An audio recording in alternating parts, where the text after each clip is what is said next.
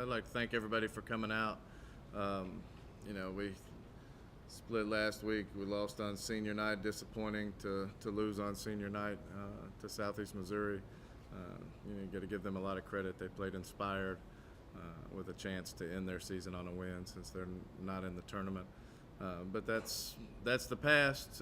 We had a solid regular season with an overall winning record, 16-12, and now we move on to really what it all comes down to in the Ohio Valley Conference, which is our tournament. And it's going to be, I think, a lot of fun for women's basketball fans in Nashville, as 7 of the 8 teams have a winning record in the conference tournament. And all my years in the OVC, that's never happened. And you look at it, the top 2 seeds, Eastern Illinois and Tennessee Tech, we have wins over both of those teams at Tennessee Tech and at home against Eastern Illinois. And you go up and down the field, I think any of the 8 teams could beat any of the other teams. So I think it's going to be a lot of fun. We've got a tough first-round matchup with a very talented, long, athletic Eastern Kentucky team, and then have Martin waiting for the winner of that in the semifinals. So should be a lot of fun. Is this maybe one of the toughest 5 through 8 seeds that you've ever seen in the tournament? Oh, no doubt about it. Like I said, there's 7 teams in the league with a winning record. And that just speaks for itself. You could have had 5 teams tie for the conference championship if the ball bounces a different way in a couple of games. So there are no easy outs. I know Coach Roberts is probably not thrilled that she has to face us as an 8 seed, and we're not thrilled that we have to face them in the first round. Neither one of us really want to be playing on Wednesday. We'd prefer to be playing on Thursday or Friday, but it is what it is, and it's one game. It's a one-game season. And watching film on Eastern Kentucky now, obviously the loss of Jay Barber, can you tell that difference on film? They're a different team. They're still very good, but they are different. She erased a lot of things defensively at the back line of their defense. Obviously, she was averaging a double-double. I mean, you don't lose a talented kid like that and just move on and everything's exactly the same. But what it's done, it's allowed Alex Jones to be a little more of a focal point. And people forget about Alex, but as a freshman, she was an all-conference player. She's very, very talented, very aggressive and strong inside. We're certainly going to have our hands full with her. And then they come in with Allen, who can stretch the floor. That's something that Jade couldn't do. She can shoot the 3 at that 4 or 5 spot, and that stretches the floor for them. And then you've got, I think, one of the best players in the league in Marie Carpenter, very athletic, long guard who can shoot the 3, shooting over 40% from the three-point line. Great mid-range game, one of the best mid-range games in women's basketball this year that I've seen. And, you got a lot of trouble. And then Brittany Coles can knock it down. Rochelle Gray, they have 5 seniors. Rochelle Gray, a senior point guard. That's really a 5th-year senior, a transfer from Marshall. So they're loaded. What needs to get back to happening when you guys are on that 6-0 streak?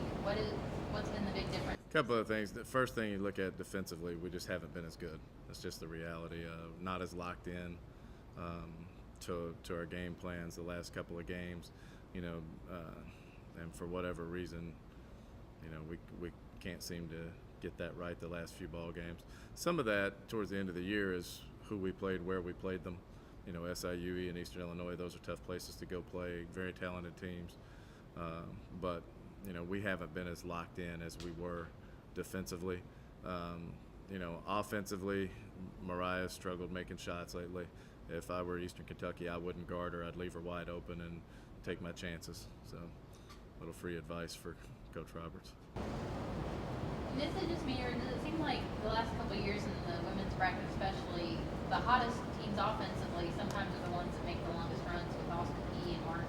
Yeah, and in tournament play, it's all about matchups. I mean, that's what the tournament is. It's, matchups, and then does one thing go right or wrong for a team? Does one player can get hot and carry a team? Every team in this field has a player like that. Several teams have a couple of players like that. I think we've got a couple in Erica Sisk and Mariah Robinson. Eastern Illinois has got a couple. Martin obviously has a couple. Eastern Kentucky's got a couple. And you can just look down the line. Every team has that player that you could look at as a coach and go, gosh, what are we going to do if she's just going off?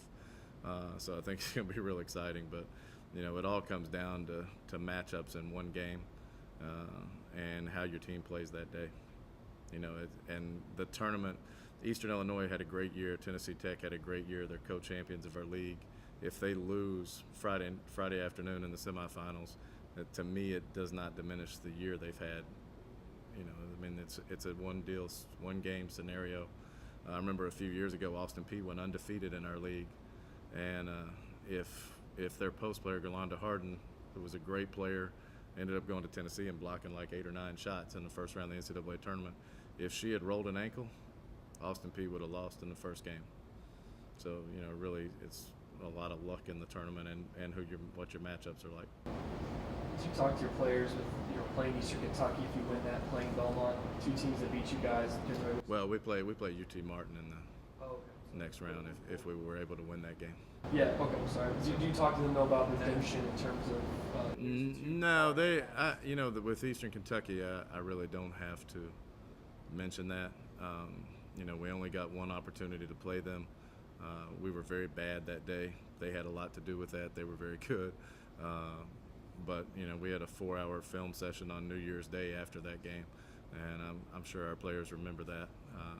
So we don't even have to have that conversation, and it just comes down to it's a new season, and the old cliche. I mean, it's one game. It's a one-game season. Everybody's 0-0.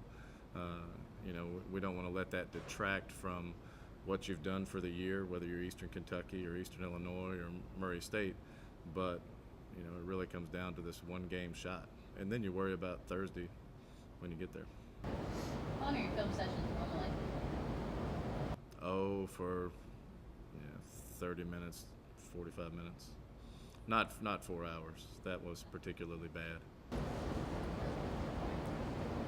Something on Erica, you have a starting point guard, it's a freshman going into this tournament situation.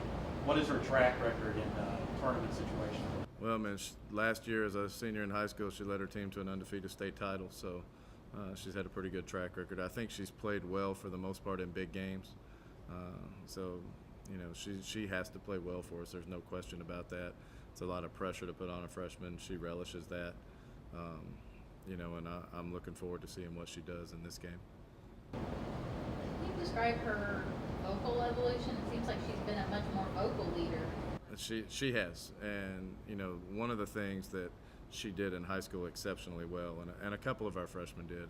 Kelsey Dirks as well was a great team leader, and Erica Sisk in high school was a great team leader. The last half of the season, the ball's been in her hands a little more, and she understands what we're looking for.